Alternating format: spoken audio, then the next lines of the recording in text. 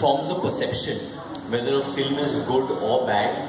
But in the smaller centers, the B and C centers, over there I don't think so Twitter will have that big an impact than like how it will have in a city like Bombay. I think what social media does is, that suppose a reviewer or a journalist writes a review, so that spreads very fast through the internet, that it's very good. But eventually nothing works more than the word of mouth, I think, of people.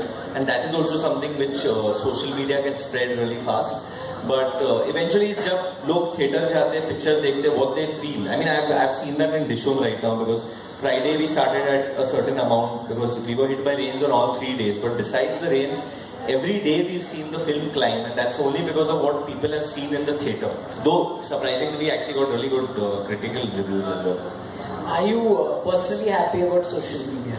Do you feel it's like a platform where you can clarify, every time there's a controversy or whatever? Honestly, I enjoyed social media more when I was in college, when I was in Nottingham and Facebook had just started. I was on the peak of enjoying social media that time, and it was more exciting for me that time.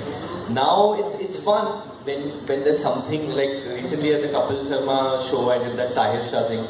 So, I mean, doing something like that and then that breaks on social media, then there's fun. I mean, the fun things are fun, but there are some not so fun things also, so it's part and parcel, I think, of the game. You're largely safe. Yeah, I'm largely pretty safe. I don't think so people hate on me that much. I mean, you hate on everyone. At the end of the day, everyone gets abused on social media. One second. You're not popular if you don't get abused on social media. Okay, I'll throw open the floor to the others. Please identify the media you're and one question each.